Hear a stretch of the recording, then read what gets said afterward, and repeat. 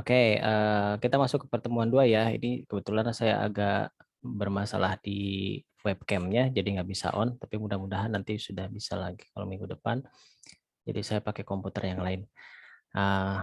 Mudah-mudahan ini konsepnya juga bisa diterima ya. Nanti kita akan diskusi tentang materi ini. Ya, materi di pertemuan 2 kali ini kita akan membahas tentang perjalanan keilmuan sains dan engineering ya. Oke. Saya share screen dulu. Ya, oke. Ya, slide-nya sudah terlihat? Sudah, Sudah, Pak. Pak. Sudah Sudah ya. terlihat, Oke, Pak. baik.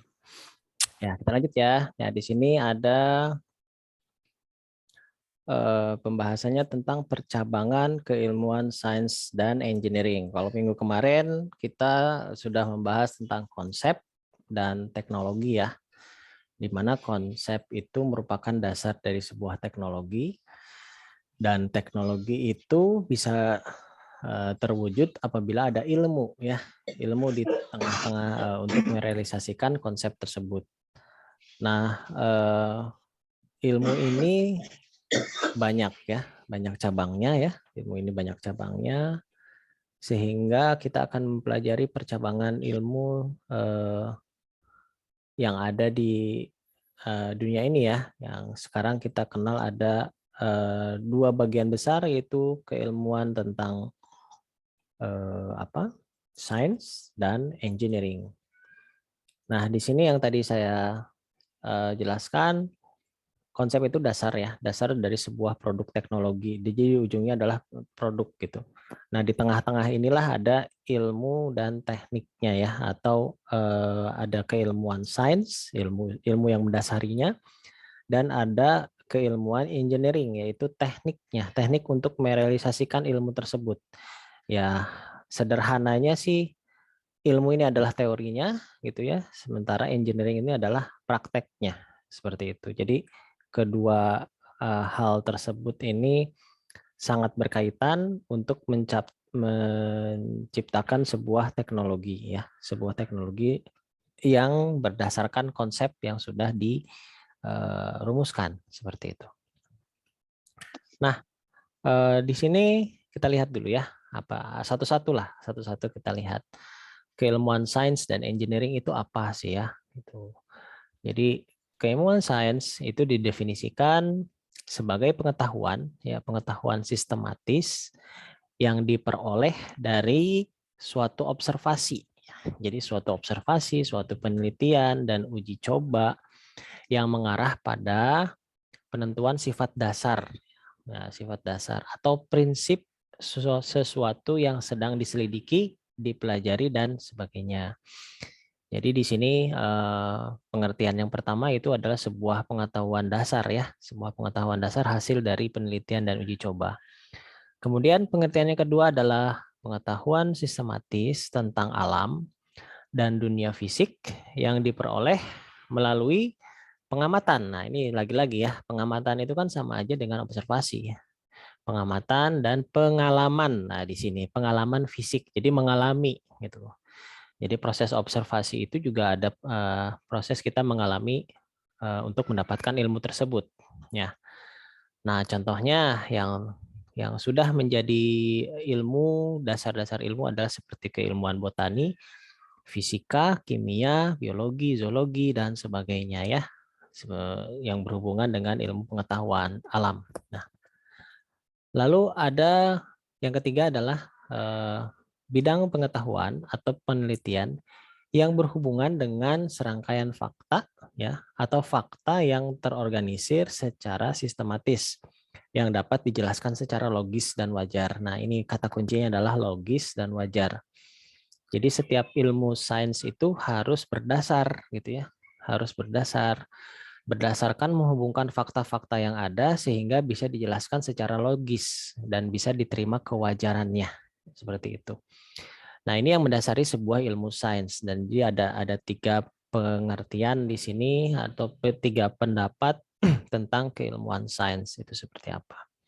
Nah, sementara keilmuan engineering itu apa? Nah, keilmuan engineering itu didefinisikan sebagai ilmu yang menerjemahkan hasil keilmuan sains, ya, atau ke ini lebih tindak lanjut, ya, tindak lanjut dari sebuah ilmu sains itu. Jadi mendefinisikan ilmu yang menerjemahkan hasil keilmuan sains menjadi apa? Menjadi sebuah wujud nyata atau menjadi sebuah produk, ya. Jadi di sini sebutnya dari sebuah teori dipraktekkan, lalu dia akan menghasilkan sebuah produk gitu, ya, atau sesuatu yang nyata, sesuatu yang bisa dimanfaatkan secara langsung seperti itu. Nah, itu masuk ke ilmuwan engineering. Nah, disiplin ilmu terapan ini atau ilmu terapan itu bahasa Indonesianya, sementara engineering itu bahasa Inggrisnya, ilmu terapan. Ini berdasarkan aplikasi atau teori sains yang yang digunakan untuk memecahkan masalah pada manusia modern sehari-hari. Ya, jadi kan ceritanya ketika sebuah ilmu ada gitu, ya, ada teorinya, misalnya cara cara misalnya melihat bola bergerak seperti itu, ya, dari ketinggian ke bawah atau dari melihat aliran air gitu, ya.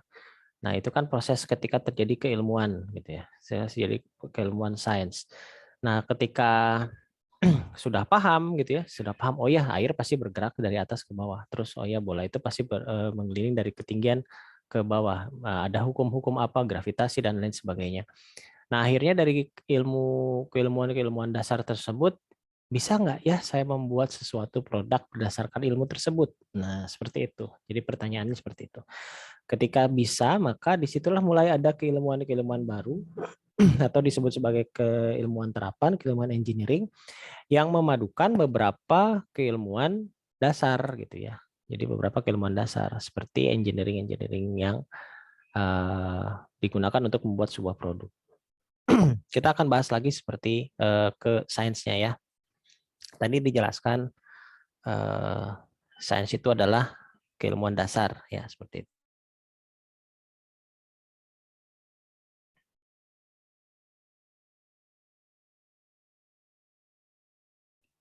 Ya, maaf. Ya, saya lanjut lagi. Nah, keilmuan sains ini meliputi apa? Ya, karena kan di sini sebagai ilmu dasar, ya. Yang disebut juga ilmu dasar, ya, pasti ada 3.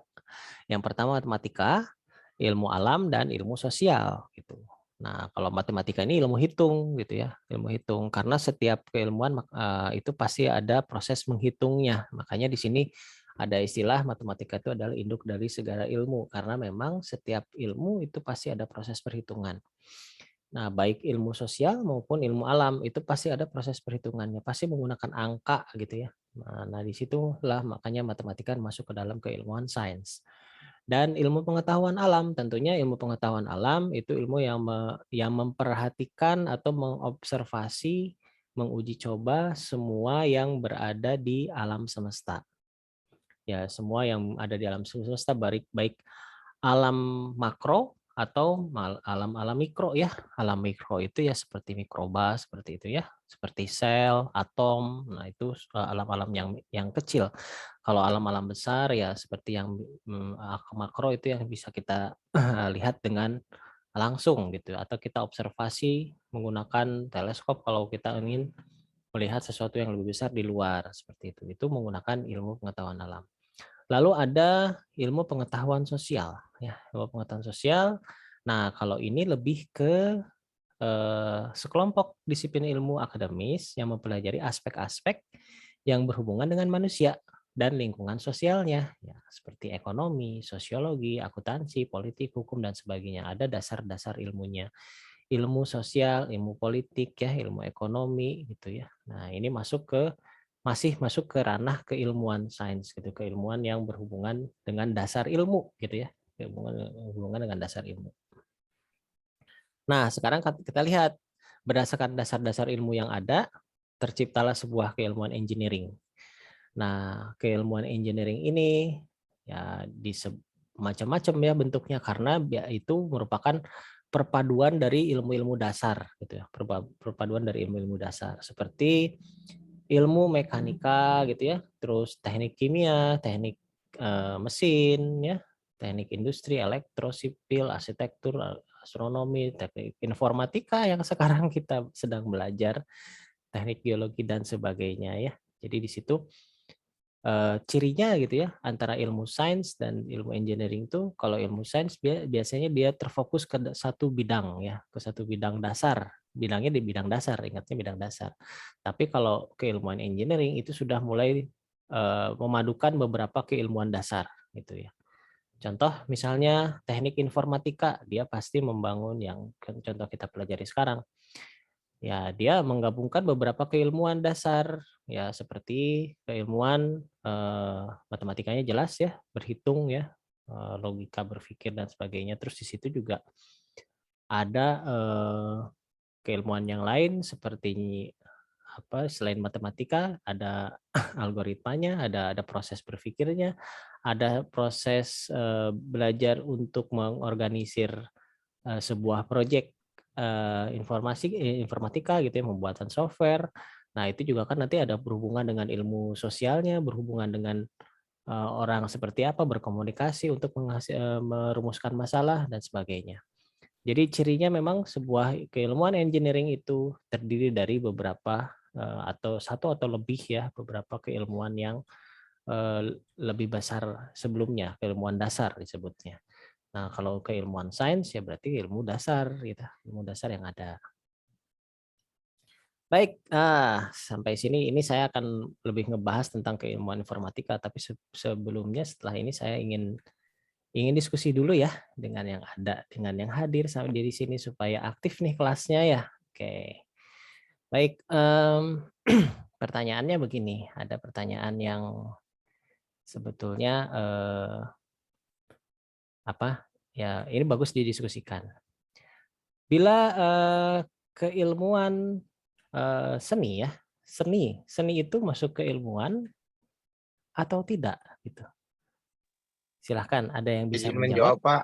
Ya, silahkan. Kalau misalkan kata Ramama itu tidak, Pak, seperti yang Bapak bilang gitu, tapi menurut definisinya itu kan termasuk gitu kayak pengetahuan sistematis tentang mengobservasi suatu objek, tapi Ya. di dalam seni itu tidak ada ilmu matematika kata Bapak tadi. Semua ilmu pasti membutuhkan induknya itu matematika. Ya. Itu, Pak, kalau menurut Ramama. Betul. Bapak, Ya, Bapak, ada yang lain? Silahkan. kalau kalau aku sendiri mah ini ya, Bu, izin menyanggah yang Rama tadi. Silahkan, Kalau seni silahkan. itu, kalau menurut aku sendiri, dia tuh kayak pelajaran biologi. Dia tuh bisa materi, bisa praktek gitu. Nah, terus kalau misalnya tadi nggak ada induk hitung-hitungannya, itu salah besar banget. Karena menurut aku seni juga itu harus butuh hitung-hitungannya gitu. Kayak misalnya kayak kita menjadi desainer itu harus ada hitung-hitungannya, itu ada matematikanya juga gitu. Terus untuk kayak menggambar itu tuh harus objeknya tuh gimana di gambaran kita yang misalnya kanvas kita sekian, tapi kita harus menggambar suatu objek yang lebih dari kanvas kita gitu. Itu pun menurut saya itu adalah hitung-hitungan gitu. Iya, oke, sip, bagus ya. Pendapatnya bagus, dua-duanya juga bagus ya pendapatnya. Nah, oke, kita diskusi ya. Yang namanya diskusi kan berarti kita saling melengkapi yang kekurangan atau menambahkan orang lain ya. Jadi bukan debat judulnya. Kalau debat itu biasanya menyalahkan. Nah, kita ketika diskusi kita akan tukar pikiran. Oke, yang disebut dengan seni itu memang masuknya ke keilmuan dasar ya, keilmuan dasar. Walaupun mungkin disebutnya bukan ilmu sains tapi ilmu seni gitu ya. Nah, ilmu seni, tapi itu masuknya ke keilmuan dasar. Kenapa keilmuan dasar? Karena dia merupakan bersumber dari sebuah feeling, dari sebuah perasaan ya, dari sebuah perasaan si manusia itu sendiri. Dan memang secara prakteknya terlihat sepertinya tidak menggunakan ukuran hitungan matematika, tinggal gambar aja gitu ya. Tapi enggak juga gitu. Tetap ada yang namanya konsep perspektif. Nah, di dalam seni itu ada perspektif ya. Tergantung seninya dulu, seni apa gitu. Kalau seni lukis, dia menggambar perspektif, dia harus bisa menggambarkan membayangkan posisi benda yang jauh dengan posisi benda yang dekat. Nah, itu kan ada ukuran. Nah, ukuran itu sudah sebetulnya secara tidak langsung sudah menggunakan keilmuan matematika sebetulnya, walaupun secara tidak sadar digunakan. Ya mungkin menghitungnya nggak pakai integral gitu ya, cuman feeling oh ini harusnya kecil, harusnya besar, dari situ saja sudah pakai. Nah, sehingga ini masuknya ke keilmuan dasar. Namun ada lanjutannya. Jadi seni itu juga ada terapannya ya. Seni itu juga ada terapannya seperti desain komunikasi visual DKV. Nah, itu salah satu jurusan yang biasanya suka ada ya. Nah, itu di DKV itu belajar tentang seninya, cara ngegambar, cara bikin gambar, cara bikin animasi bahkan ya. Tapi menghasilkan sebuah produk. Nah, menghasilkan sebuah produk. Jadi kalau ditanya apakah seni masuk ke keilmuan sains atau iya, kalau seninya memang masuk ke keilmuan dasar. Tapi kalau terapannya juga ada, ya terapannya seperti desain komunikasi visual, seperti animasi itu juga melibatkan seni, ya kan? Melibatkan seni. Tapi di animasi itu juga ada teknik yang lain. Seperti itu ya. Oke, menarik ya. Mulai seru nih. Baik, sekarang Jadi Pak, silakan. keilmuan seni itu masuknya ke ilmuwan dasar gitu Pak, Ya, keilmuan dasar. kesimpulannya. Betul, ke keilmuan dasar. Dia berada di dasar sejajar dengan keilmuan sains sebetulnya, seperti matematika, seperti biologi itu kan ada keilmuan dasarnya, seperti itu. Bapak Baik. mau ngasih contoh, mungkin kalau misal dari seni sendiri itu yang pakai hitung-hitungan adalah arsitektur ya Pak, gitu kan? Iya, betul. Itu sudah Eh, kalau itu sudah ke engineering ya. Iya benar, oh, betul. udah ke engineering. Sudah ke engineering. Jadi sudah menggabungkan teknis ya, perhitungan teknis dengan bentuk ya seni. Memang betul salah satunya arsitektur ya. Selain arsitektur juga ada DKV. Kalau dari segi visual ya, begitu. Silakan ada lagi yang mau menambahkan? Siapa background-nya bagus, lope-lope Pak. Nggak apa-apa, biar seru ya.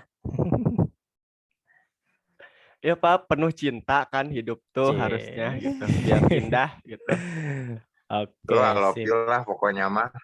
Aduh, siap, siap, siap, siap, siap. Ya, oke kita lanjut ya. Nah, sekarang ini masalah sebentar. Kok jadi ke sini? Sebentar. Keklik ya. Aduh, maaf. Mana ini dia jadi hilang. Nah.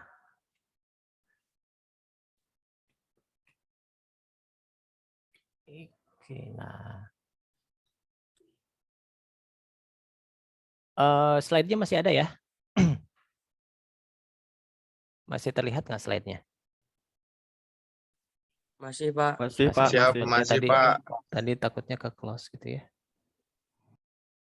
Iya, oke. Kita lanjut lagi sekarang ke pertanyaan selanjutnya. Ya, siapa tahu ini juga pasti seru karena ini lebih sensitif ya. Kalau agama adanya di mana ya? Nah, silahkan. Ada yang mau berpendapat?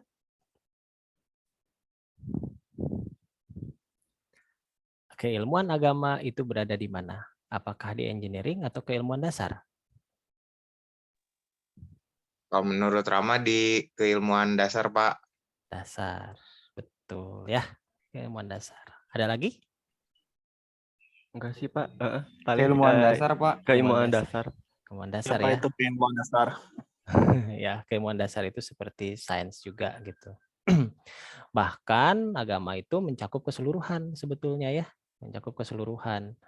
Di sana tidak hanya ada keilmuan-keilmuan dasar, tapi juga ada pelajaran tentang bermasyarakat ya, berinteraksi dengan lingkungan, dengan alam ya, dengan semesta, dengan yang Maha Pencipta gitu ya. Nah, makanya di sana sebetulnya lebih komplit. Dan fungsinya seperti apa sih agama di sini? Ya, di sini sebagai guidance ya, guidance ketika kita menciptakan sesuatu supaya bisa bermanfaat gitu ya, seperti itu. Oke. Kita lanjut ya. Bagus nih, menarik. Nah, sekarang saya mulai mau fokus ke keilmuan yang ada sekarang ya. Keilmuan yang ada ya mungkin lebih ke informatikanya ya, keilmuan informatika.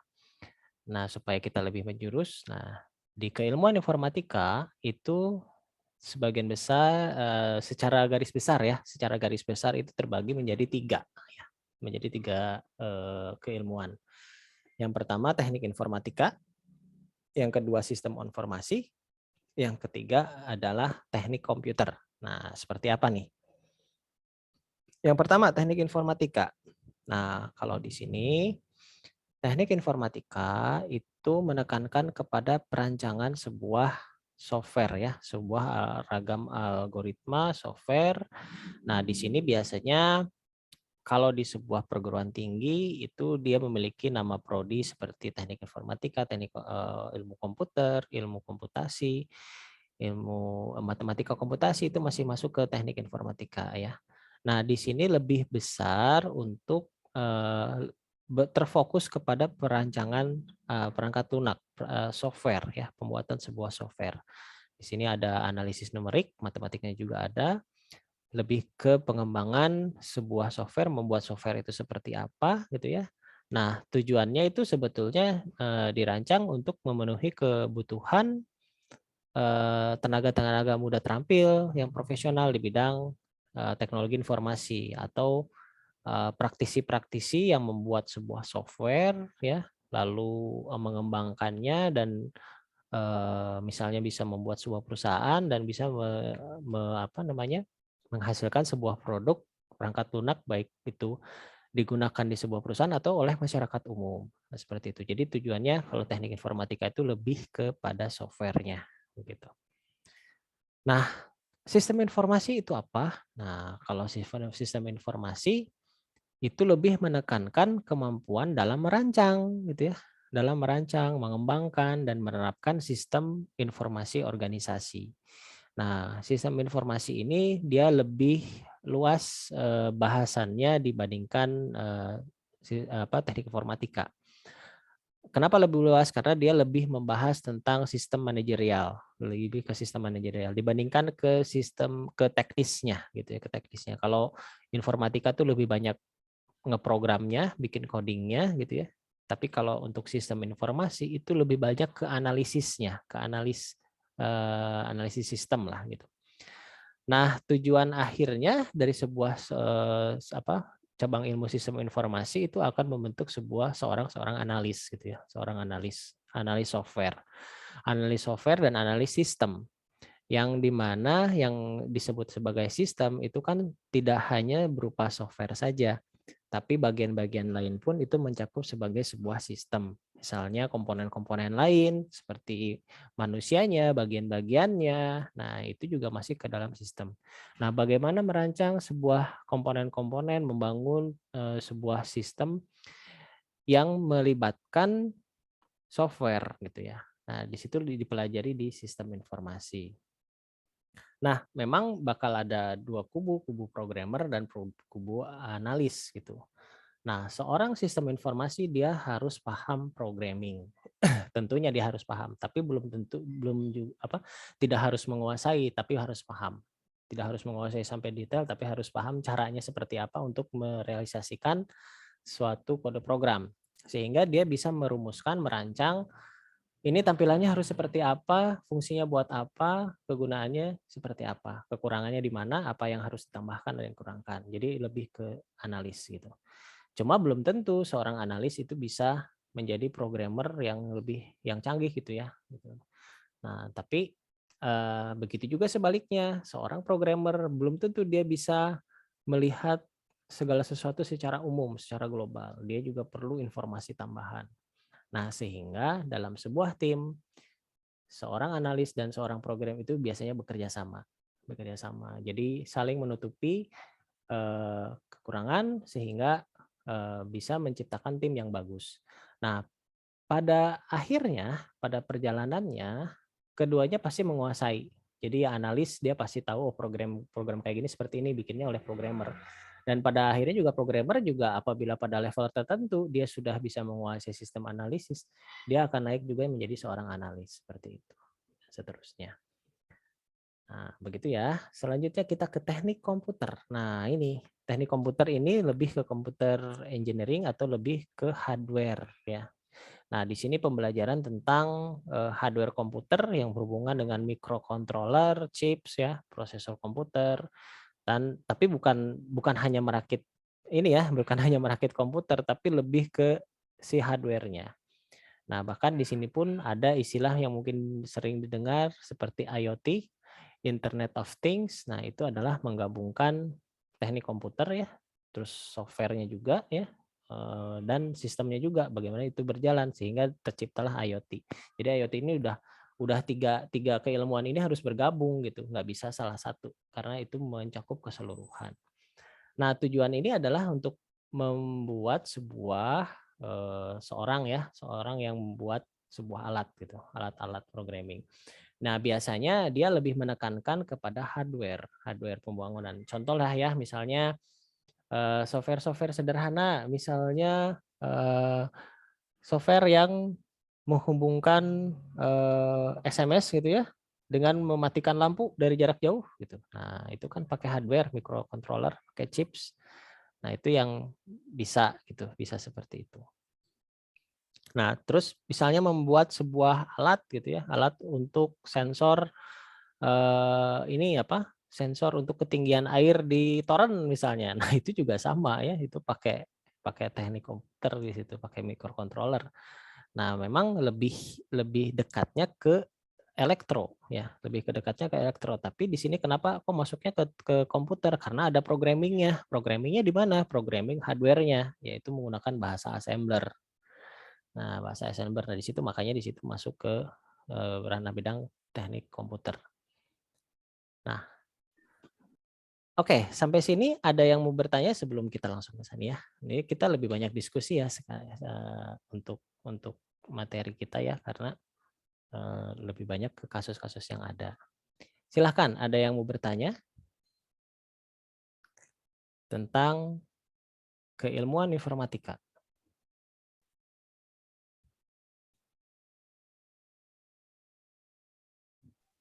Berarti Pak, tiga keilmuan informatika ini harus saling bersinergi untuk menghasilkan suatu produk yang unggul, meren Pak, gitu ya kesimpulannya. Apa gimana Pak? Ya, sebetulnya keilmuan informatika ini berkembang terus ya, berkembang terus sampai sekarang banyak sekali cabang-cabang ilmu informatika. Tapi secara garis besar tiga ini gitu. Nah, dari tiga inilah itu biasanya bergabung dalam suatu perusahaan. Misalnya dalam satu perusahaan, tergantung perusahaannya apa. Nah, itu dia akan membuat sebuah software, program, atau membuat alat gitu ya. Nah, kalau dia membuat alat berarti dia membutuhkan orang dari teknik komputer dan juga dari si IT-nya, teknik informatikanya juga untuk menampilkan si informasinya, bisa menggunakan web atau Android misalnya. Dan tentunya dia membutuhkan seorang analis ya. Nah, analisnya itu berarti masuk ke sistem informasi seperti itu. Gitu Bapak ya. izin tanya, Silakan. kalau misalnya dari ketiga ini bedanya sama ilmu komputer itu apa? Ya, ilmu komputer masuknya ke sistem informasi. Dia lebih ke keseluruhan ya. Lebih keseluruhan. Jadi itu nama lain aja sih sebetulnya ya, di sini ada masalah. Masuknya di sini ke ilmu komputer. Ya. Oke, ada lagi? Nah, jadi sebetulnya gini sih, ilmu komputer itu memang kalau kita lihat di beberapa universitas atau perguruan tinggi, ada yang menitik beratkannya ke teknik informatika gitu ya. Tapi ada juga yang menitik beratkannya ke manajemen. Karena biasanya pada akhirnya si ilmu komputer itu menjadi percabangan di akhir biasanya. Percabangan, mau fokusnya kemana gitu ya. Kalau misalnya kita lihat, kalau lihat dari beberapa ini ya, universitas atau perguruan tinggi, itu ya akhirnya masih ada pilihan gitu. Di ilmu komputernya mau menekankan ke mana, mau menekankan ke software atau mau menekankan ke analisis. Nah, analisis ini kan macam-macam, bisa analisis basis data ya, basis apa? Big data misalnya ya, atau ke data mining, atau ke apa? Ke AI. Nah, itu bisa lari ke sana. Nah, atau ke hardware-nya gitu. Tapi kalau ilmu komputer biasanya kalau ke hardware agak jauh karena memang dia harus mempelajari mempelajari hardware-nya. Cuma di beberapa perguruan tinggi atau universitas memang ada pencabangan seperti itu ya. Jadi memang ilmu komputer ini bisa dibilang ambigu nih. Kadang dia masuk ke sistem informasi, kadang dia masuk ke informatika. Tapi kalau ke si teknik komputernya masih agak jauh gitu. Seperti itu ya. Nah, bahkan saya lanjut lagi ya, seperti di teknik informatika kita yang sekarang ya, yang sekarang nih sedang kalian ikutin, itu di akhir juga pasti ada pilihan gitu. Di akhir itu ada pilihan, tidak semuanya pasti kalian kuasai gitu. Ada suatu fokus penjurusan, maksudnya bukan penjurusan, spesialisasi ya. Kalau mata kuliah sih sama semua. Spesialisasi yang akan kalian ambil misalnya. Nah, itu nanti terbukti di skripsi ya, di skripsi akhir. Wah, saya udah ngomongnya ke skripsi, baru awal udah skripsi. Iya, karena memang harus dari awal direncanakan supaya terfokus apa kita minatnya mau kemana gitu. Minat kita mau ke Android, mau ke web gitu ya, atau mau ke analisis data gitu. Nah, analisis data bisa ada data mining, ada big data ya, seperti itu. Atau bisa ke statistik ya, ke statistik data analisisnya yang nanti menghasilkan sebuah manajemen ya, manajemen dari IT sendiri. Bisa juga masuk ke audit ya, audit IT. Nah, itu juga bisa masuk ke sana. Nah, nanti juga ada macam-macam ya yang dipelajari seperti itu. Jadi sampai sekarang pun perkembangan bidang ilmu informatika itu sangat berkembang, tapi memang tidak terlepas dari 3 bagian ini.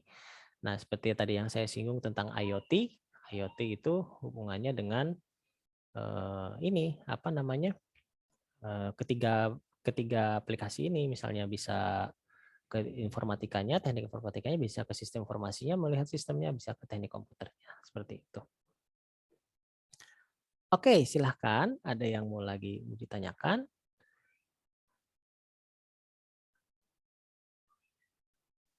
Ada Pak. Boleh, silahkan. Ya, ada yang raise hand. Tadi ada Muhammad, silahkan Zidan. Oh, Zidan dulu. Ya, boleh.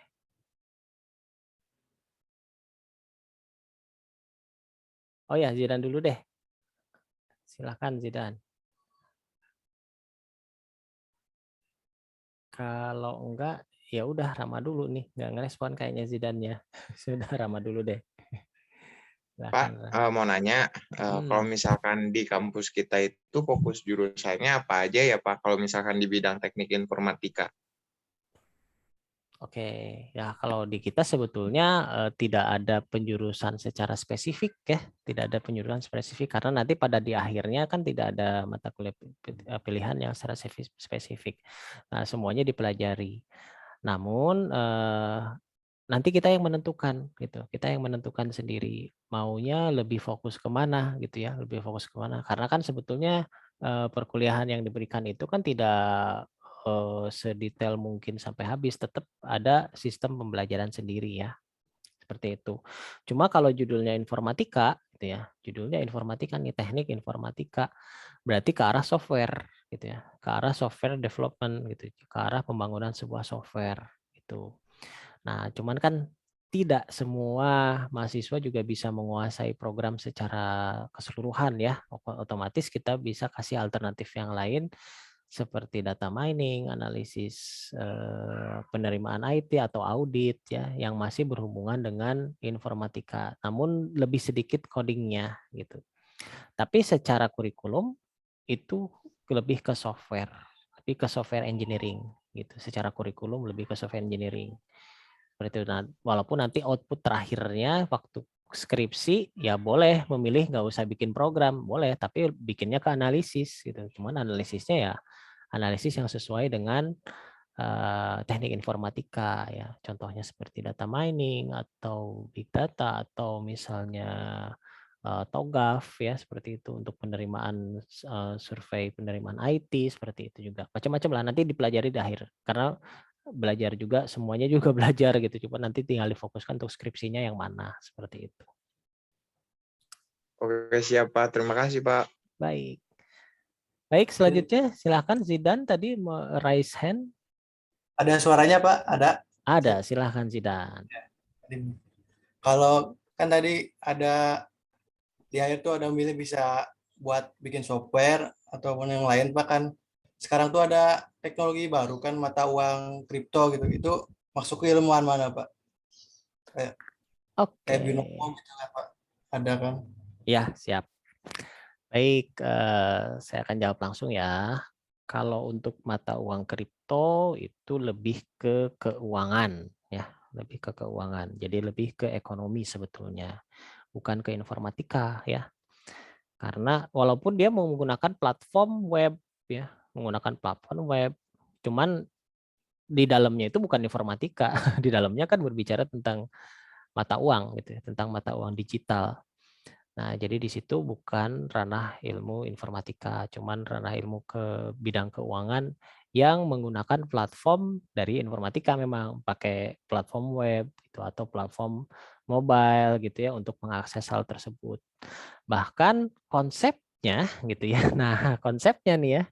Konsepnya cryptocurrency yaitu mengambil konsep dari informatika sebetulnya. Jadi ilmu informatika dimanfaatkan di cryptocurrency berupa blockchain ya, blockchain. Nah, itu yang dimanfaatkan. Jadi ilmunya di situ saja, tapi produknya yang dijadikan yang dijadikan mata uangnya itu sudah masuk ke ranah keilmuan. Cuman ada dasar ilmu informatika di situ berupa blockchain. Teknologi lah ya, teknologi blockchain yang digunakan di cryptocurrency. Seperti itu. Jadi mata uang yang digitalisasi gitu. Antara ilmu ekonomi sama informatika digabung gitu ya Pak. Ya, jadi ceritanya begini. Awal mulanya tuh dari blockchain dulu ya. Blockchain itu bagaimana mengolah data gitu ya, mengolah data yang besar gitu kan, mengolah data. Awalnya sih dari situ, dari pengolahan data yang besar tapi aman gitu ya. Tapi aman dan terlacak gitu. Terlacak si datanya. Ini belum berbicara tentang mata uang ya.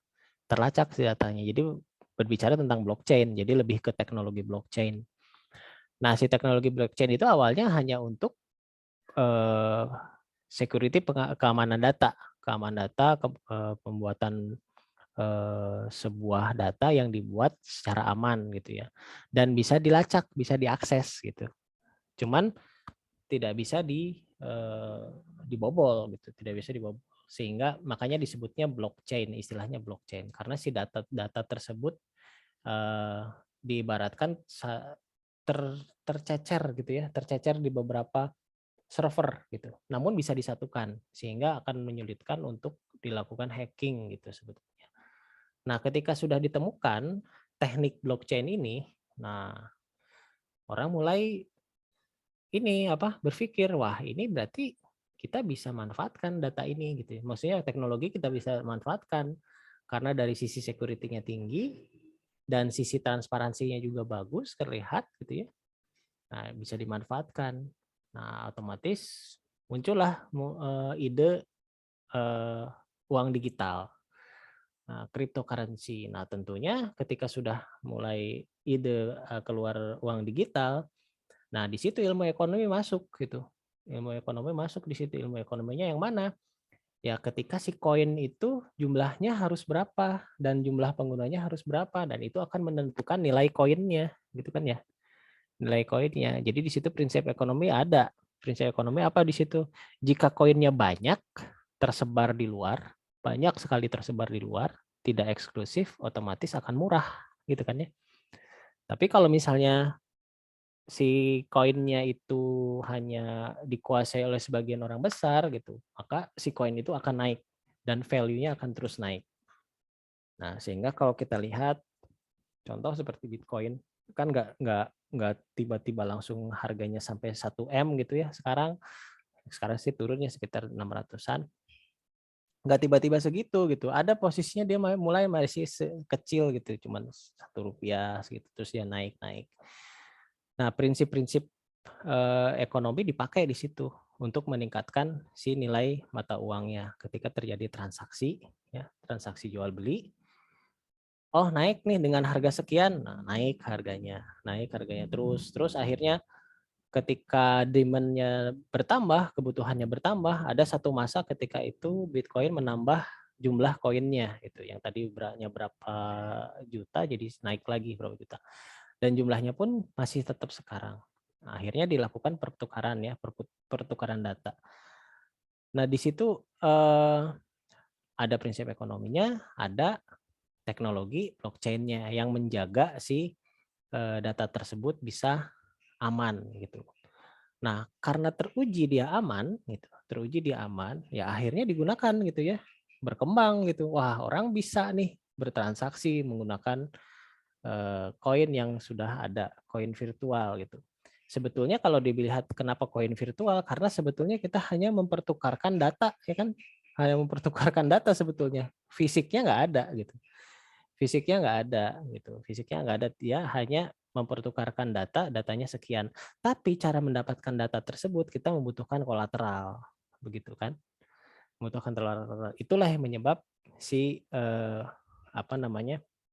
nilainya menjadi naik gitu.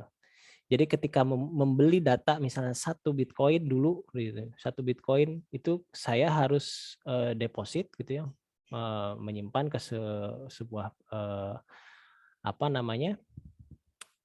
ya si kriptonya gitu ya, si koin kriptonya, si pembuat koin kriptonya menyimpan uang, sejumlah uang atau sejumlah kolateral, bisa dibilang kolateral sih, untuk membeli si koin tersebut, untuk membeli si angka tersebut, sehingga saya bisa beli. Dan angka tersebut naik terus harganya, gitu. Sehingga akhirnya dia berkembang dan si yang pemilik Bitcoin ini, yang mengadakan Bitcoin ini ya dia menyimpan uang itu gitu, dan uangnya terhubung dengan secara internasional dan posisinya aman, makanya bisa digunakan.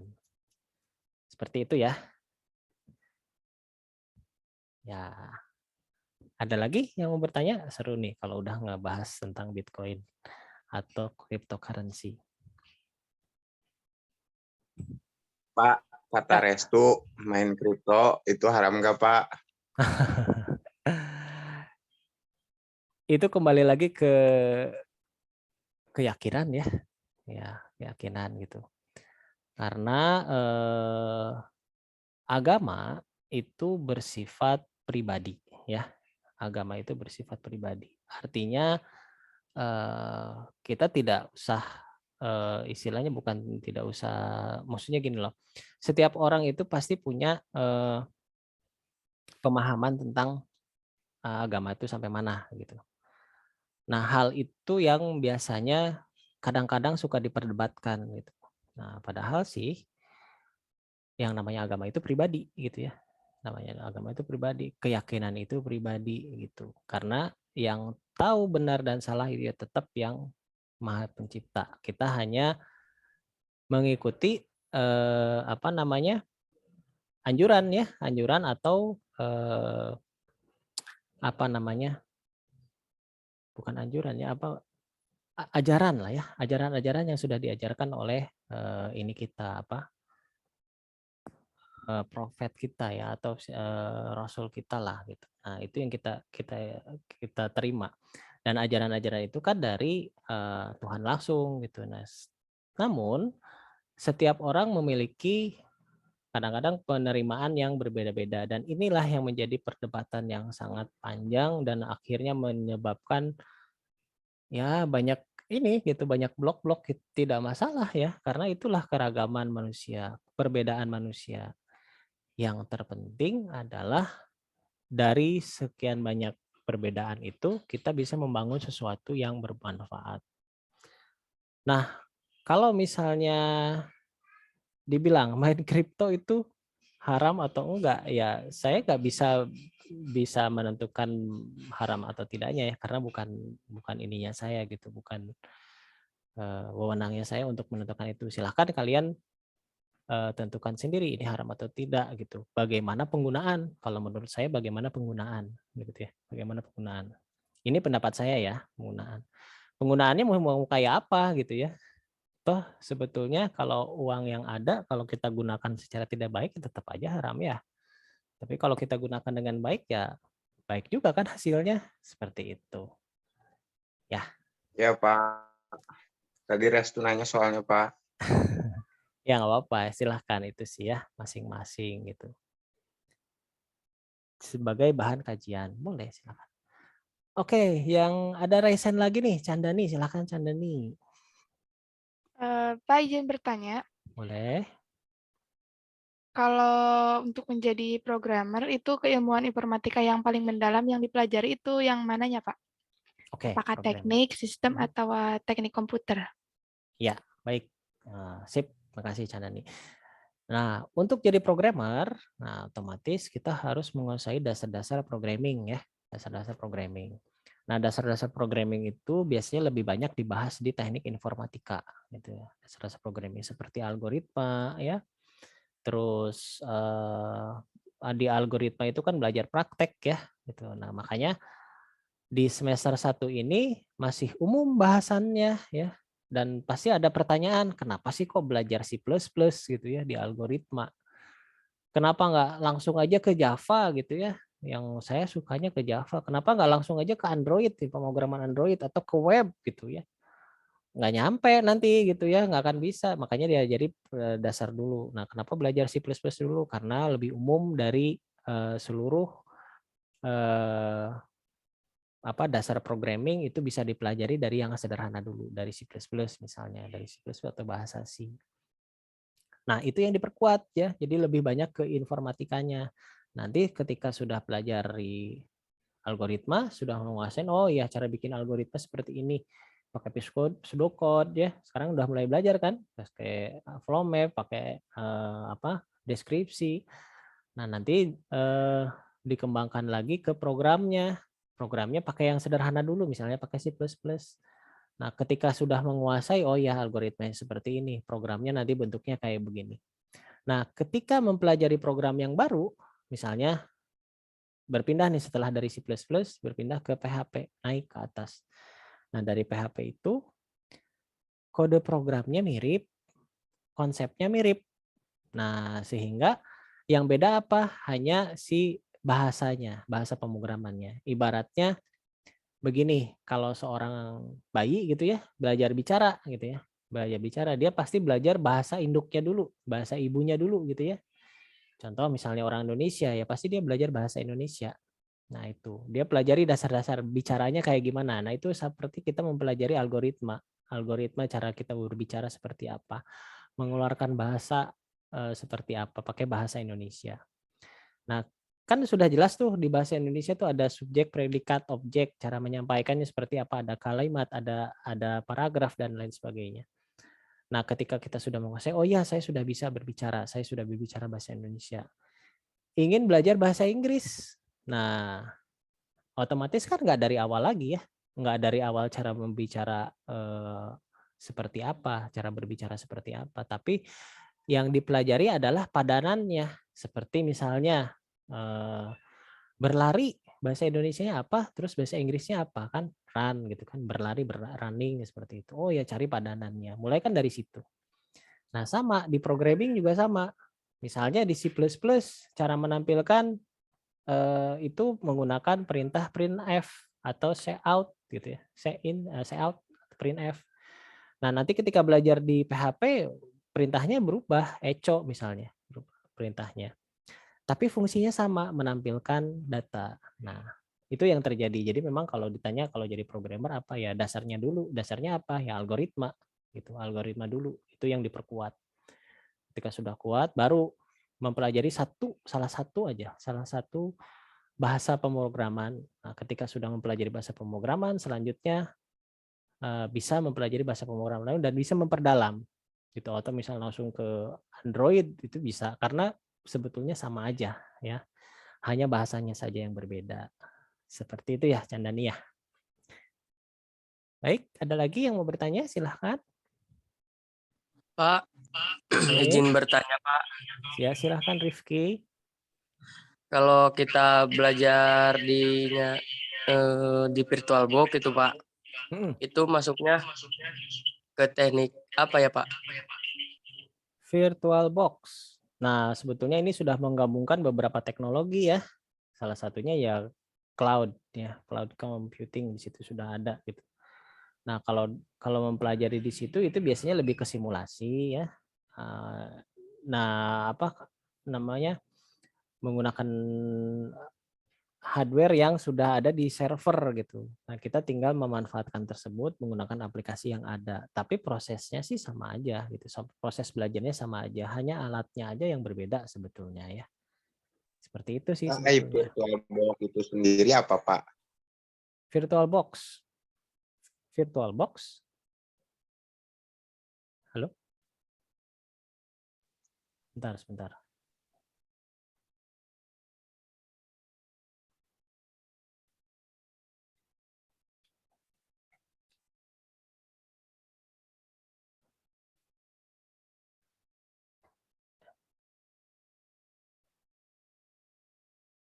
Oke, sorry ya, tadi agak keputus ya. Ya sebetulnya VirtualBox itu sebenarnya aplikasi sih, aplikasi yang digunakan buat ini apa virtual perangkat lunak. Jadi kita di dalam OS ada OS lagi. Itu kan ya yang dimaksud itu kan? Iya Pak. Iya, di dalam OS ada OS lagi.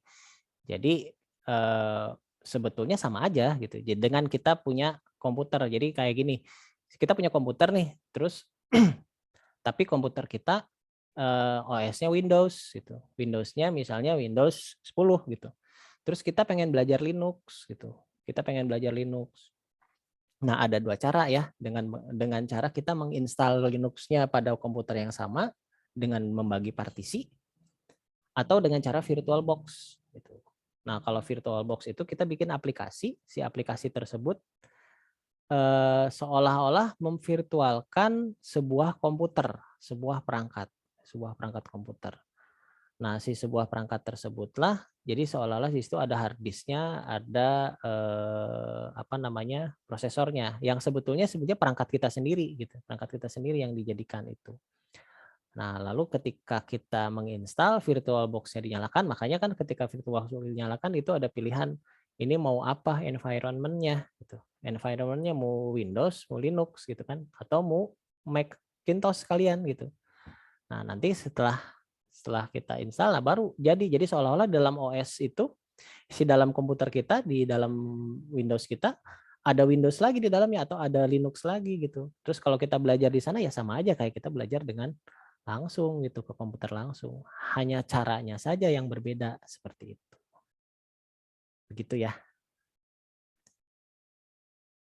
Iya Pak, terima kasih ya Pak. Iya, baik. Siap, bagus-bagus nih pertanyaannya. Ada lagi nggak yang mau bertanya? Silahkan. Waktu kita masih panjang, masih ada sekitar 40 menit lagi. Restu katanya mau nanya Pak. Gimana Restu? Ayo. Enggak Pak, bohong. Untuk yang lain, ayo. VirtualBox. Izin nanya Pak. Silahkan. Arul ya, Pak. silahkan Arul. Pak, kalau misalnya mining itu kan membutuhkan sebuah banyak PGA gitu kan. Biar apa Pak? Mining membuat VGA. Mining membutuhkan sebuah PGA. Itu biar apa Pak? Ntar dulu mining Kan apa nih? biasanya kan mining itu kan banyak. Kayak Bitcoin kayak gitu Pak. Oh, VGA. Dia kayaknya nggak itu terlalu sih VGA mah. Ya kan biasa biasanya kan banyak ya kan di setiap yang kita lihat gitu banyak PGA-nya bertumpuk gitu disatuin. Itu buat apa gitu Pak? Biar itu biar lancar atau gimana Pak? Ya, oke, bisa saya jawab. Jadi gini, dalam komputer itu sendiri itu kan terdiri dari sebagian-bagian ya. Ada prosesor, ada VGA. VGA itu sendiri sebetulnya bagian yang memproses tentang grafik sebetulnya. Terus ada RAM ya, RAM itu untuk memori sementara, ada hard disk itu untuk memori yang bisa disimpan. Nah, terus di sini biasanya kebanyakan umumnya orang bilang tambah RAM aja biar cepet gitu ya. Nah, tergantung ya, tergantung kebutuhan. Kebutuhannya buat apa? Misalnya buat mining. Oke, kalau buat mining, kalau menurut saya bukan VGA yang dinaikin, tapi prosesor gitu. Prosesornya, karena kalau prosesor itu lebih ke pemrosesan si data itu sendiri, karena kalau mining itu kan lebih ke, misalnya kalau mining Bitcoin itu kan lebih ke datanya dibandingkan ke grafik. Berbeda dengan game ya, berbeda dengan game. Kalau game itu pemrosesan grafiknya tinggi, nah itu boleh VGA-nya ditambah gitu, dinaikin supaya si prosesornya kebantu untuk memproses grafik gitu. Jadi kita harus hafal dulu ini keperluannya buat apa dulu gitu ya. Kalau hanya untuk koneksi mining atau misalnya hanya untuk pemrosesan data ya lebih baik prosesornya yang dinaikin gitu. Kalau misalnya saya naikin RAM bisa nggak? Bisa, tapi tidak signifikan. RAM itu tidak signifikan untuk memproses sebuah data. RAM, VGA juga sebenarnya tidak terlalu signifikan ketika berhubungan dengan data yang besar. Data yang besar akan diproses secara signifikan ketika prosesornya juga naik gitu.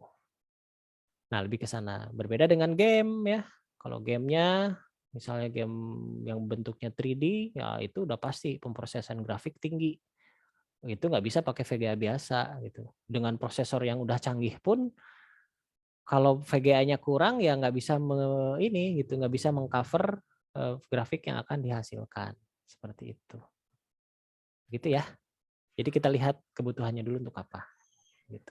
Pak, tapi kan itu kan kalau misalnya ditumpuk itu buat apa, Kak? Pak? Kan Iya. itu kan ditumpuk tuh. Itu tuh buat apa gitu kalau misalnya butuhnya prosesor doang, Pak? Nah, begini. Ketika mengupgrade prosesor itu sama aja dengan memberi komputer baru gitu ya. Nah, istilahnya ya supaya nafasnya agak panjang dikit, VGA-nya di-upgrade. Bisa meningkatkan performance memang. Cuman ada pada tahap tertentu dia udah mentok, udah nggak bisa gitu. Jadi kalau untuk kebutuhan yang misalnya pasti ada satu momen ketika si VGA itu udah nggak sanggup walaupun udah beberapa banyak. Yang nggak sanggup bukan si VGA-nya tapi prosesornya sebetulnya. Jadi prosesornya udah nggak sanggup, VGA-nya terlalu canggih. Tapi prosesornya nggak ngedukung, ya tetap aja nggak bisa gitu. Nah, berbeda dengan prosesornya udah canggih nih, prosesornya udah canggih, udah bagus gitu. Tapi VGA-nya belum canggih gitu. Nah, itu kan berarti kekuatan si prosesornya belum keluar semua gitu. Kekuatan si prosesornya belum keluar semua karena si VGA-nya belum maksimal misalnya. Karena mungkin awalnya bukan untuk pekerjaan yang berat. Nah, tapi begitu ditambah VGA-nya lebih baik, lebih ditambah otomatis si kerja prosesor lebih ringan. Nah, kerja prosesor lebih ringan dibantu oleh VGA ya otomatis lebih meningkatkan si performa si komputernya itu sendiri. Jadi kayak semacam kita beli komputer, terus ada batas upgrade-nya gitu. Nah, batas upgrade-nya. Jangan sampai kita nge-upgrade komputer kita dengan VGA yang terlalu tinggi, tapi si prosesornya nggak ngedukung. Itu jadi mubazir ke VGA-nya. Mubazir ke VGA-nya. Berbeda dengan, begitu juga sebaliknya. Misalnya kita nge-upgrade prosesornya tinggi, tapi RAM-nya sama VGA-nya nggak kurang ngedukung. Nah, akhirnya si kemampuan si prosesornya nggak keluar secara keseluruhan, tapi nggak error gitu, cuman nggak keluar aja gitu. Yang harusnya misalnya bisa kecepatannya misalnya katakanlah 100 km per jam misalnya. Tapi karena si prosesornya ini sebenarnya mampu dia 300 km per jam, tapi karena VGA dan RAM-nya tidak mengeluarkan kemampuan itu ya akhirnya perlu di-upgrade. Nah, jadi kan pertanyaannya balik lagi, buat apa? Ya tentu untuk meningkatkan performa si komputernya supaya lebih ringan si prosesornya seperti itu. Gitu ya. Siap, Pak. Terima kasih, Pak. Oke, sama-sama. Baik, ada lagi yang mau bertanya? So, kita bahas tentang teknologi. Ayo. Siapa aja?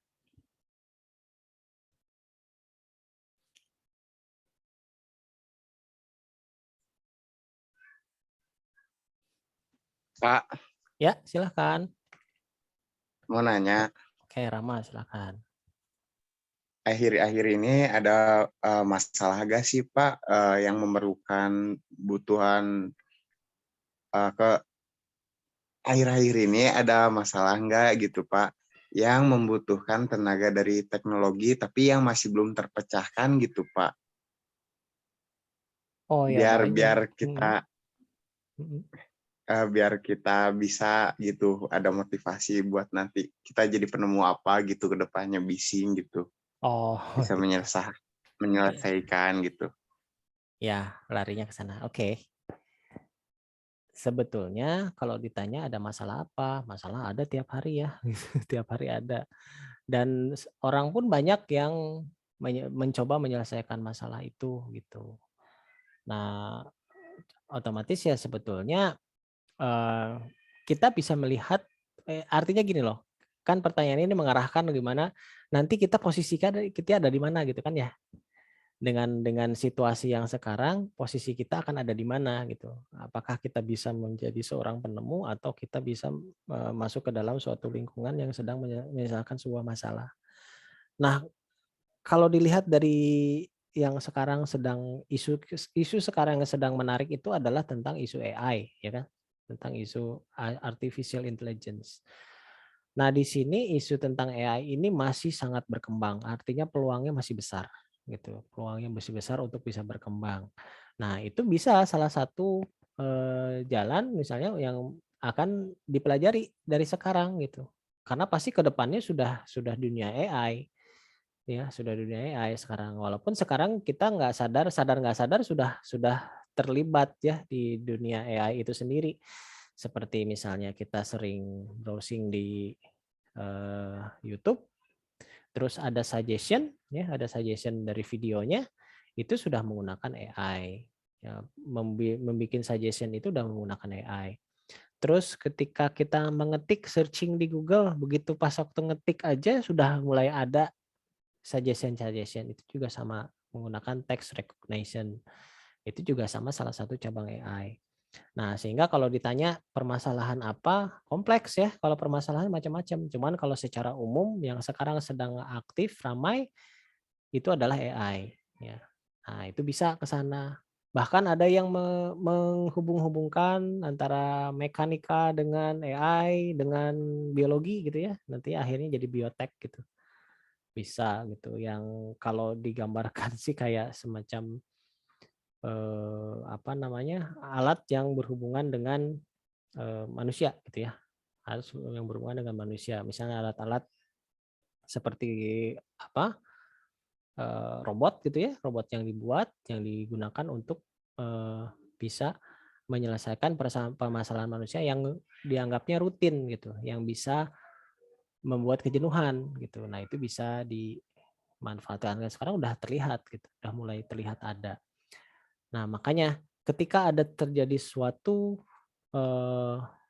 ilmu baru atau masa baru gitu ya, itu pasti ada peluang-peluang baru. Jangan khawatir, pasti ada peluang-peluang baru. Asalkan kita mengikuti, kita ngikutin aja dan kita minatnya di mana gitu ya. Jadi jangan sampai kita ikut-ikutan tapi kita nggak ada minat di sana, percuma gitu ya. Malah jadi kesiksa sama kitanya ketika kita mengembangkan sesuatu ilmu yang bukan minatnya kita gitu. Yang bukan minatnya kita. Ya, jadi tetap aja balik lagi nanti ke minat dan bakat kita di mana gitu. Minat dan bakat kita di mana? Kalau bukan di programming ya jangan maksain di programming gitu ya.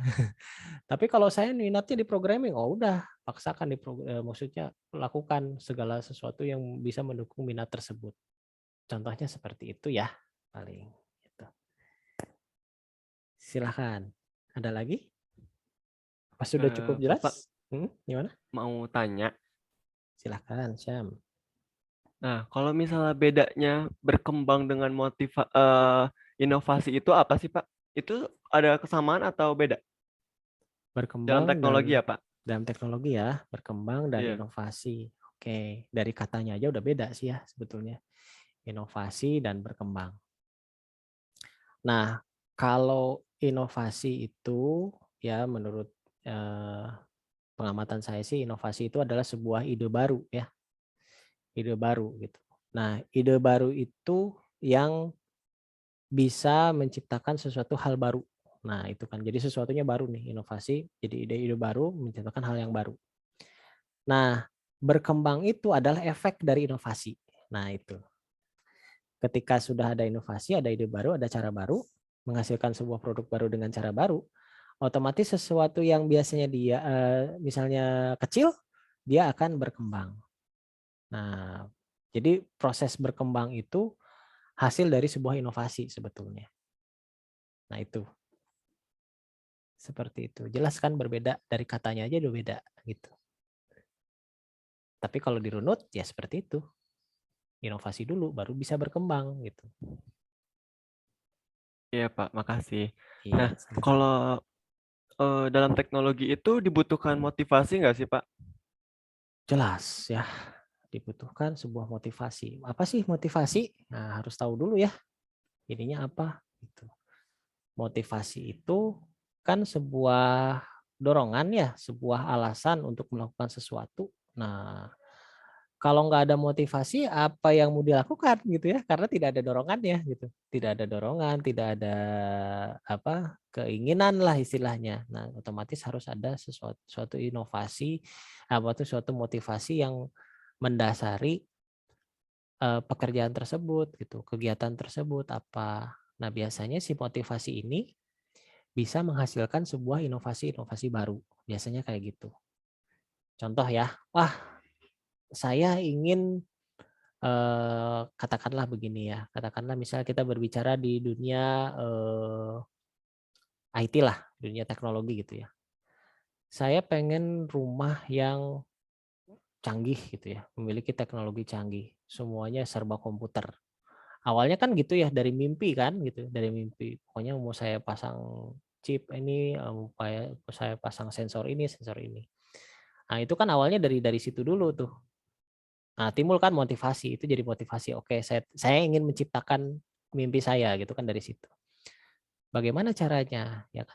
Mulailah belajar kan, mulailah belajar tentang ini bagaimana. Mulai dari yang sederhana dulu. Misalnya saya ingin bagaimana ada sensor kalau ada orang masuk seperti apa gitu. Ada yang ngasih tahu ke saya lewat SMS kayak gitulah gitu ya. Bisa seperti itu. Nah, mulai kan ada motivasi untuk bisa mencapai itu. Nah, akhirnya kan dilakukan pencarian ilmu, ilmunya seperti apa. Nah, akhirnya ada ide-ide kan dari ilmu itu kan dikembang. Oh ya, ternyata ini bisa nih. Ya, apa chip ini bisa digunakan untuk ini misalnya untuk sensor dan sensornya nggak kelihatan dan ini ada di sini. Nah, itu mulai ada inovasi-inovasi. Dari inovasi itulah mulai kan yang tadinya kita tidak memiliki teknologi dan kita tidak memiliki ilmu, akhirnya berkembang kan, berkembang dengan ilmu-ilmu yang baru, dengan ide-ide yang baru, bahkan bisa menciptakan motivasi baru. Wah, kalau kayak gini mas saya bisa bikin robot gitu kan ya. Nah, itulah proses kita belajar. Ketika kita belajar, otomatis kita memiliki inovasi, memiliki motivasi dan pasti berkembang. Gitu. Nah Pak, kalau untuk seseorang yang menyetuskan suatu teknologi atau penemuan dalam teknologi itu disebutnya apa sih Pak? Si orang Disebutnya itunya bakal disebut apa gitu? inventor kan, penemu ya. Iya, iya. Nah, kan disebutnya penemu. Kalau bisa dia menciptakan teknologi itu disebutnya penemu. Pernah ini enggak? Pernah bertanya enggak kenapa sih kok namanya penemu bukan pencipta? Iya juga sih, iya Pak, benar benar benar. Ya, karena pada dasarnya kita tidak bisa menciptakan. Yang menciptakan adalah yang Maha Pencipta. Gitu. Yang bisa kita buat adalah memodifikasi yang ada. Memodifikasi yang ada sehingga kita menemukan sesuatu yang baru dari hal yang sudah ada. Nah, itulah alasannya. Kenapa namanya penemu, bukan inventor, bukan creator gitu ya. Berarti yang creator itu siapa? Yang pencipta itu. Tuhan Pak, Iya. berarti. Iya, Sang Maha Pencipta yang bisa menciptakan zat ya, yang bisa menciptakan zat yang kita modifikasi. Contohnya besi, Fe. Ada yang bisa menciptakan besi? Nggak ada kan? Nah, sudah tercipta oleh Sang Maha Pencipta besi tersebut. Tapi dimanfaatkan kan oleh manusia, dilebur gitu ya. Di dalam panas terus dibentuk. Oh, jadi aja cangkul, ya kan? Nah, dibentuk kok jadi cangkul. Oh, ini kan bagus nih. Nah, makanya penemu cangkul. Nah, siapa gitu kan. Nah, seperti itu makanya disebut seperti itu. Terus berbicara lagi tentang apa? Logam ya, logam misalnya logam tembaga, ya ternyata si logam tersebut bisa merambatkan ini gitu, merambatkan listrik. Nah, listrik itu apa? Diteliti lagi, ternyata kan itu sudah ada gitu. Elektron, listrik itu sudah ada, cuman dirangkai kan, ilmu-ilmu itu dirangkai. Akhirnya menemukan sesuatu yang baru. Nah, itulah disebut kenapa disebutnya penemu, karena dia menemukan gitu, bukan menciptakan. Gitu. Semuanya kayak gitu. Misalnya nih, yang bikin robot apa yang yang terkenal sekarang tuh yang AI membuat robot. Nah, itu kan penemu sebenarnya disebutnya, si penemu AI-nya. Karena memang memanfaatkan ilmu yang sudah ada dan barang-barang yang sudah ada, cuman dimodifikasi seperti itu. Gitu ya. Itulah kenapa namanya inventor. Iya, Ya, Pak. silakan. Iya. Nah, kalau misalnya ini Pak, contoh dari teknologi yang mengelola alam, kira-kira ada nggak sih Pak? Contoh teknologi yang mengelola alam. Maksudnya Heeh. kayak gimana?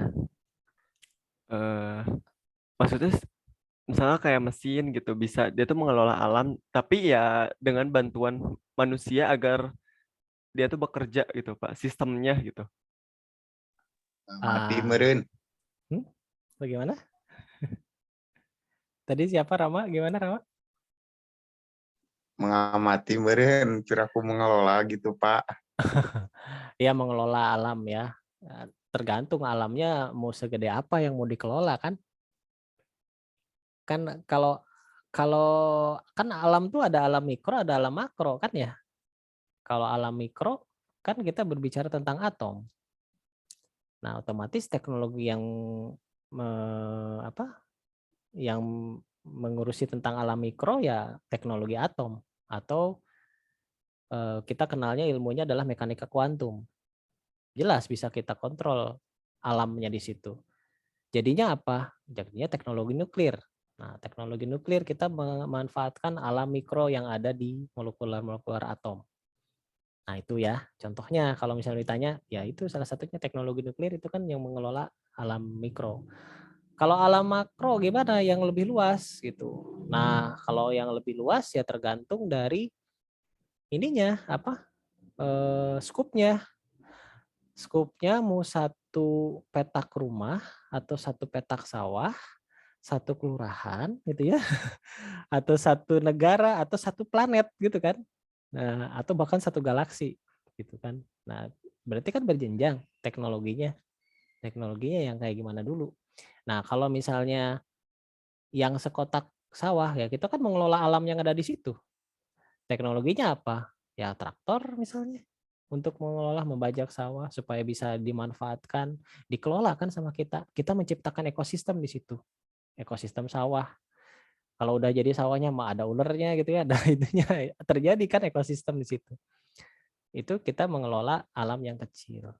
Gitu. Jadi tergantung skupnya kalau ditanyakan. Ada teknologi untuk mengelola alam, ada, tapi tergantung skupnya. Terus ada lagi, ini mungkin ya, ada yang lebih besar, saya kasih contoh yang lebih besar. Contohnya ada satu alat, saya lupa lagi nama alatnya. Dia berfungsi untuk menyerap karbon dioksida, CO2. CO2 yang ada di alam. Ini kalau nggak salah diinisiasi di negara mana ya, saya lupa di sini. Salah satu dia naruhnya itu di daerah-daerah yang daerah kutub kalau nggak salah. Ada yang daerah kutub, ada yang di beberapa daerah tinggi. Dia fungsinya menyerap ini CO2. Dan si CO2 tersebut dipadatkan dan akhirnya menjadi sebuah briket gitu, dan bisa digunakan untuk bangunan atau sebagainya. Nah, mereka itu berusaha untuk mengontrol polusi sebetulnya.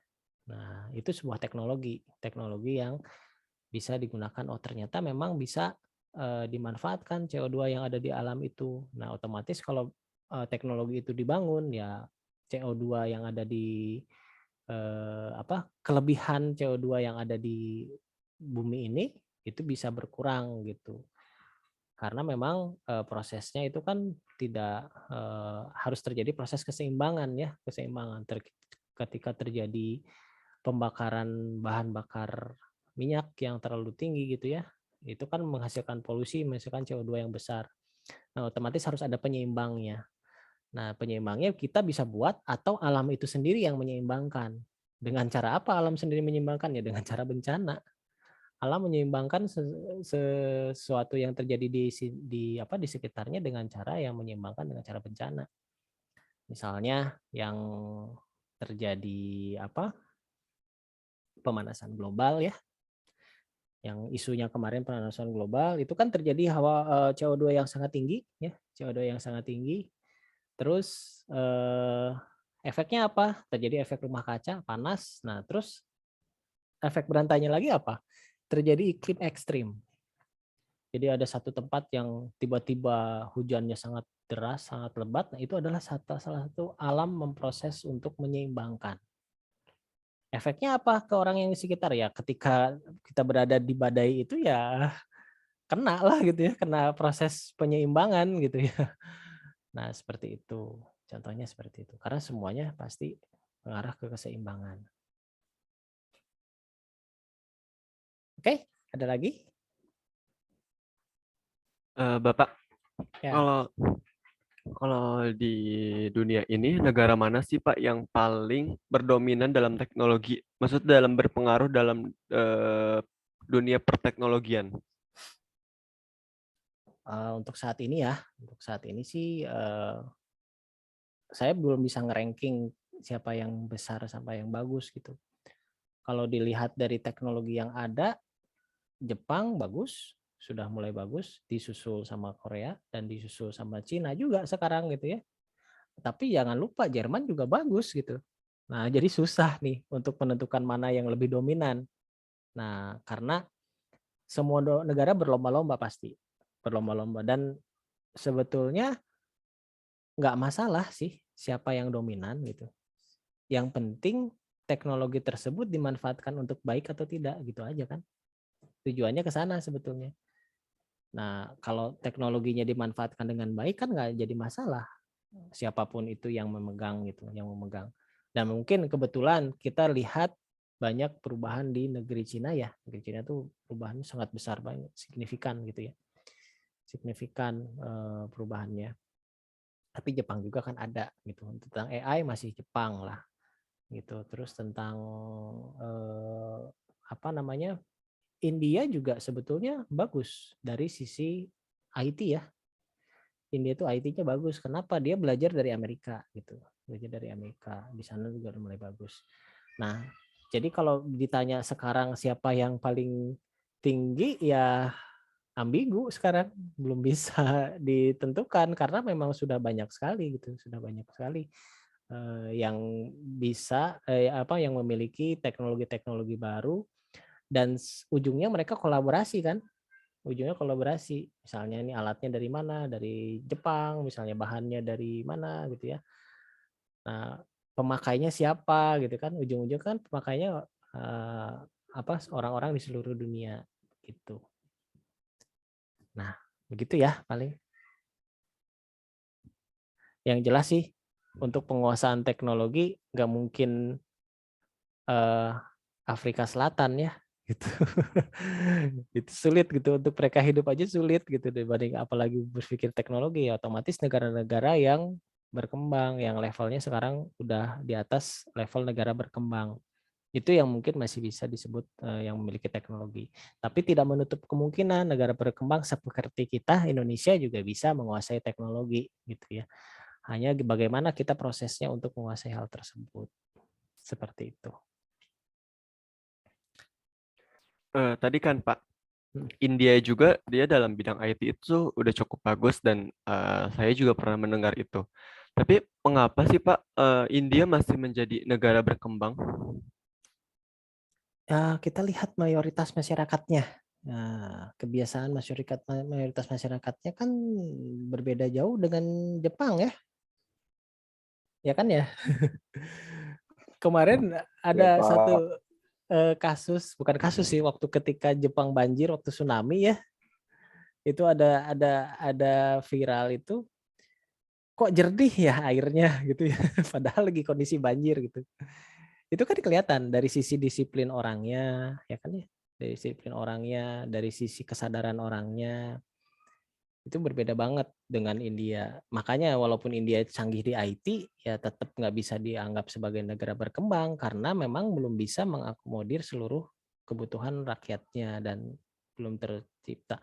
Jangankan India, kita juga masih negara berkembang, tapi kita punya Habibie loh yang bisa bikin pesawat mendunia kan. Kenapa kok kita masih disebut negara berkembang? Ya kita lihat kondisi masyarakatnya, tingkat kesadarannya masih rendah gitu ya. Masih banyak orang-orang yang berada di bawah garis kemiskinan gitu.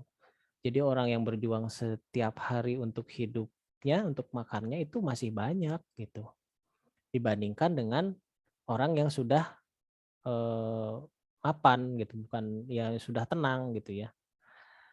Nah, lalu ya itulah terlihat dari situ, dari sisi dari pemanfaatan masyarakatnya. Kalau kenapa saya lihat Jepang, karena memang role modelnya Jepang sih terlihat jelas gitu. Ketika pendidikan mereka mengutamakan yang nomor satu, ketika itu kesadaran dibangun dari sejak awal, jadi sejak kecil dilakukan kesadaran. Jadi waktu besarnya mereka sangat sadar. Ketika musim COVID ya, ketika terjadi COVID-19 di Jepang itu cepat ya, proses recover-nya cepat banget karena mereka disiplin. Recover-nya cepat banget. Mereka nggak ada COVID atau ada COVID tetap pakai masker loh. Perhatikan nggak coba. Dan apa yang terjadi, kenapa mereka pakai masker? Bukan karena mereka takut atau apa, tidak. Yang pakai masker di Jepang itu adalah orang yang sedang sakit. Nah, bayangkan. Jadi mereka menutupi sakit itu supaya tidak tertular oleh orang lain. Di situ sampai tingkat itu kesadarannya. Jadi di Jepang itu seperti itu. Jadi sampai kayak ada semacam budaya kalau kamu lagi sakit flu atau apa udah pakai masker supaya orang lain nggak tertular. Jadi yang menggunakan masker itu konsep mereka itu bukan mereka takut terkena, tapi untuk melindungi orang lain supaya orang lain tidak terkena, sehingga orang lain yang tidak sakit itu bisa menikmati dengan ya tidak harus menggunakan masker gitu. Nah, si budaya itu kan kental banget di sana. Makanya sering kita lihat kalau di cuplikan-cuplikan di negara Jepang tuh pada pakai masker. Kenapa ya? Oh, berarti sebetulnya itu ternyata lagi sakit gitu. Lagi kurang sakit. Jadi mereka melakukan itu untuk melindungi orang lain. Sampai selevel itu tingkat kesadarannya. Pertanyaannya, apakah di kita juga seperti itu? Enggak juga ya. Masih banyak yang justru bisa dibilang nggak peduli begitu ya. Seperti itu. Itulah ya jawabannya kenapa kok sampai masih dianggapnya sebagai negara berkembang. Silakan lagi. Ada lagi? Iya Pak. Nah, saya pernah waktu itu Pak baca dari seorang bisnismen yang anaknya itu dia dapat beasiswa ke India untuk dalam teknologi, tapi dia nggak. Bagaimana? Keputus suaranya? Ya, coba diulang. Iya Pak. Mendapatkan beasiswa dari India terus?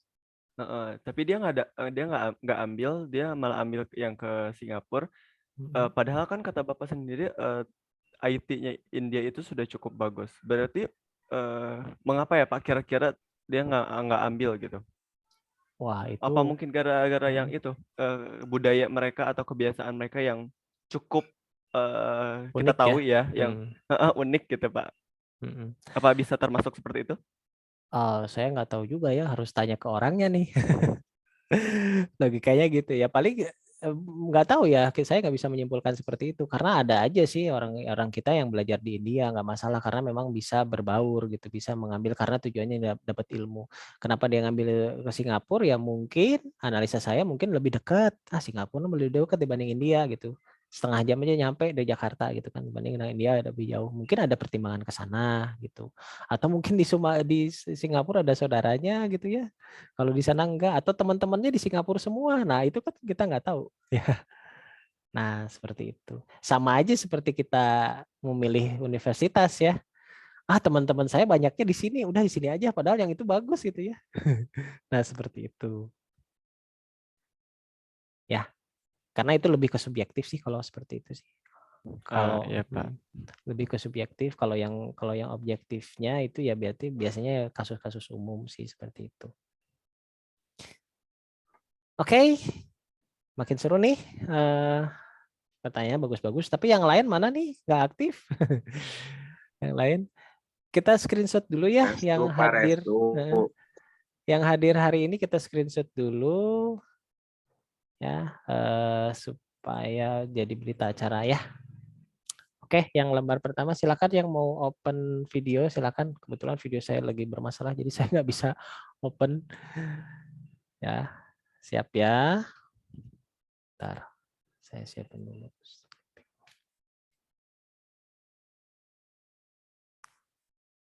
Baik, siap. 1, 2, 3. Oke, ini halaman pertama. Saya save dulu.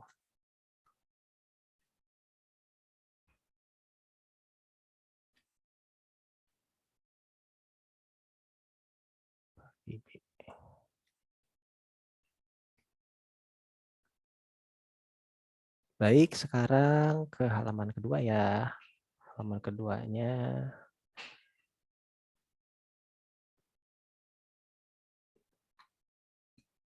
Siap ya. 1, 2, 3.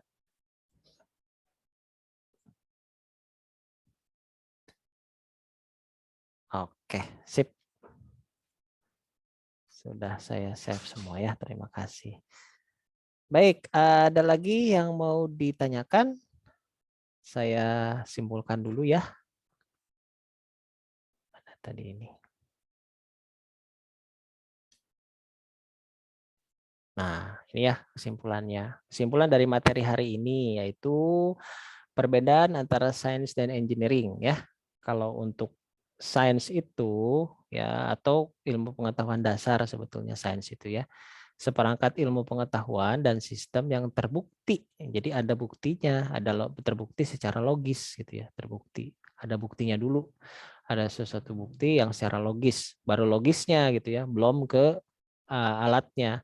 Nah, lalu kalau engineering ya menggunakan sistem dan pengetahuan dari sains untuk membuat alat yang dapat digunakan dalam kehidupan. Jadi ada ilmu sains digunakan oleh engineering untuk membuat suatu alat. Nah, itu untuk bedanya.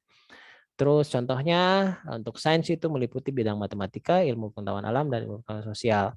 Nah, kalau misalnya engineering itu melibatkan contohnya banyak sekali bidang-bidangnya seperti ilmu-ilmu teknik ya, teknik, arsitektur, kimia, fisika, matematika, sipil ya, dan lain sebagainya. Sangat besar karena intinya keilmuan engineering itu adalah keilmuan yang memanfaatkan ilmu dari keilmuan sains yang sudah ada termasuk ilmu agama dan ilmu seni juga ya, itu dimanfaatkan dibilang engineering seperti itu.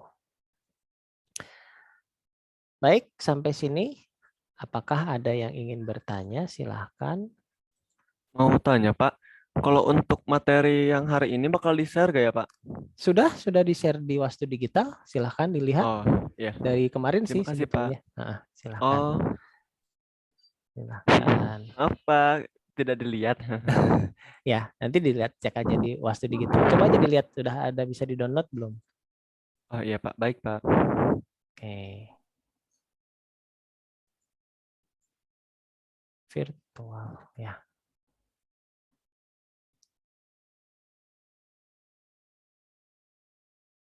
Oke, ada lagi kah yang ingin bertanya? Mudah-mudahan cukup jelas materinya. Minggu depan kita akan bahas apa ya? Minggu depan. Oke, ini seru juga nih. Minggu depan teknologi sebagai alat pencipta kebaruan. Nah, ini pasti seru. Ngomongin masalah teknologi lebih banyak. Kalau tadi sih sebetulnya lebih ke arah keilmuan ya. Nah, nanti kita ngomong masalah teknologi. Bagaimana sih si teknologi itu merubah kebiasaan kita gitu ya. Kebiasaan kita yang mungkin nggak pernah tahu handphone sekarang jadi kecanduan. Nah, itu nanti kita ngomongin ya minggu depan. Salah satu teknologi yang merubah kebiasaan dan pola hidup kita seperti itu. Oke, kalau memang sudah tidak ada lagi yang mau bertanya, waktu kita juga sudah mau habis. Kita cukupkan saja ya, saya cukupkan saja untuk pertemuan siang hari ini. Ya, terima kasih sudah mengikuti perkuliahan di hari ini, sudah menyempatkan waktu. Semoga ilmu yang kita pelajari hari ini bermanfaat. Saya mohon maaf apabila ada kekurangan atau sesuatu yang hal tidak berkenan. Sampai ketemu lagi minggu depan dengan bahasan materi yang lain, yaitu teknologi sebagai alat penciptaan kebaruan. Cukup sekian dari saya. Wassalamualaikum warahmatullahi wabarakatuh. Selamat siang. Terima kasih. Waalaikumsalam warahmatullahi wabarakatuh. Terima kasih, Pak. Terima kasih, Pak. Terima kasih, Pak. Yogi. Salam. Restu jelek. Oke, saya close ya. Terima kasih semuanya.